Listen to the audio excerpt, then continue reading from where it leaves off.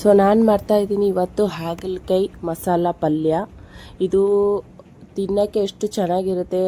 ಗೊತ್ತು ನನಗೆ ಹಾಗಲಕಾಯಿ ಯಾರಿಗೂ ಇಷ್ಟ ಆಗಲ್ಲ, ಬಟ್ ಈ ಥರ ಒಂದು ಸರಿ ಮಾಡಿ ನೋಡಿ ಎಲ್ರಿಗೂ ಇಷ್ಟ ಆಗುತ್ತೆ. ಸೊ ಹಾಗಲಕಾಯಿಗೆ ಈ ಥರ ಸ್ವಲ್ಪ ದಪ್ಪ ದಪ್ಪ ಆಗಿ ಕಟ್ ಮಾಡಿಕೊಂಡು ಅದರೊಳಗಡೆದು ಏನಿರುತ್ತೆ ಅದು ತೆಗೆದ್ಬಿಟ್ಟು ಸೈಡಿಗೆ ಇಟ್ಕೊಳ್ಳಿ. ಸೊ ಹುಣಸೆ ಹಣ್ಣು ನಾನು ಇದು ನೆನೆ ಹಾಕಿದ್ದೀನಿ, ಟೊಮೊಟೊ ಆ್ಯಂಡ್ ಇಲ್ಲಿ ಕಡಲೆ ಬೀಜನ ನಾನು ಹುರ್ಕೊಂಡ್ಬಿಟ್ಟು ರೆಡಿ ಮಾಡಿ ಇಟ್ಟಿದ್ದೀನಿ. ಇದನ್ನು ನಾವು ಪೌಡ್ರ್ ಮಾಡ್ತೀವಿ. ಸೊ ಇದಕ್ಕೆ ನಾನು ಇವಾಗ ಪೌಡರ್ ಮಾಡ್ತಾಯಿದ್ದೀನಿ. ತುಂಬ ಸಣ್ಣ ಮಾಡಬೇಡಿ, ಸ್ವಲ್ಪ ಸ್ವಲ್ಪ ಇದು ಇಡಿ, ದಾಣೆ ದಾಣೆ ಆ ಥರ ಇಡಿ.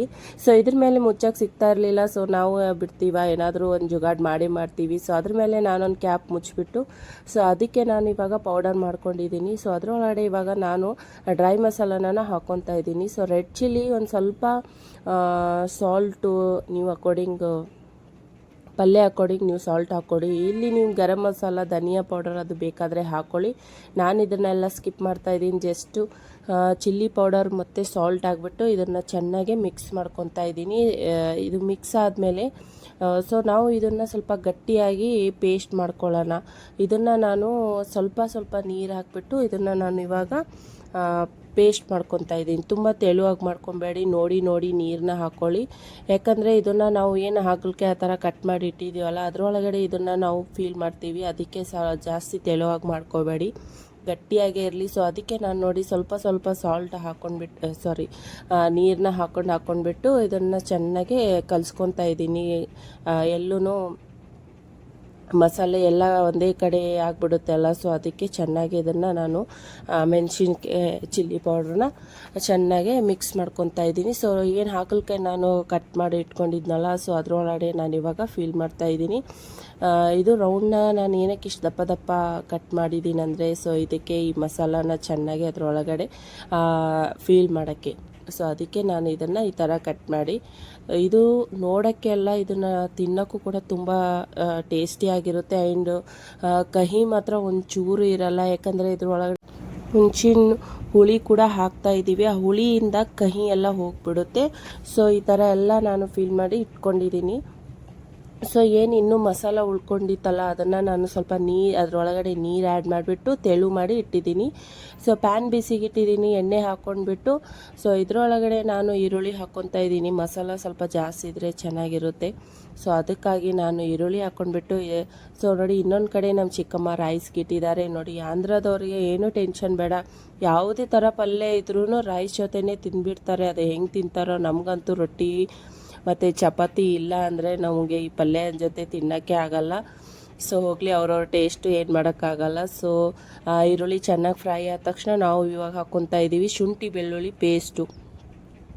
ಸೊ ಇದು ಪೇಸ್ಟ್ ಸ್ಕಿಪ್ ಮಾಡಬೇಡಿ, ಇದು ಇದ್ರೇ ಸ್ವಲ್ಪ ಟೇಸ್ಟ್ ಚೆನ್ನಾಗಿರುತ್ತೆ. ಸೊ ಇದು ಕೂಡ ಚೆನ್ನಾಗಿ ಬ್ರೌನ್ ಆಗೋವರೆಗೂ ಚೆನ್ನಾಗಿ ಆಯಿಲ್ ಒಳಗೆ ಫ್ರೈ ಮಾಡ್ಕೊಳ್ಳೋಣ. ಸೊ ಅದರೊಳಗಡೆ ನಾನು ಇವಾಗ ಸ್ವಲ್ಪ ಕರಿಬೇವು ಕೂಡ ಹಾಕ್ಕೊತಾ ಇದ್ದೀನಿ. ಸೊ ಹಾಕ್ಕೊಂಡ್ಬಿಟ್ಟು ಅದು ಕೂಡ ಚೆನ್ನಾಗಿ ರೋಸ್ಟ್ ಆಗೋವರೆಗೂ ಹುರ್ಕೊಳ್ಳೋಣ. ಸೊ ನಾವು ಏನು ಹಾಗಲಕಾಯಿ ಎಲ್ಲ ಮಸಾಲಾನ ತುಂಬಿ ಇಟ್ಟಿದ್ವಲ್ಲ, ಸೊ ಅದನ್ನು ನಾವು ಒಂದೊಂದು ಇದರೊಳಗಡೆ ಹಾಕ್ಕೊಂಡು ತೊಗೋಣ.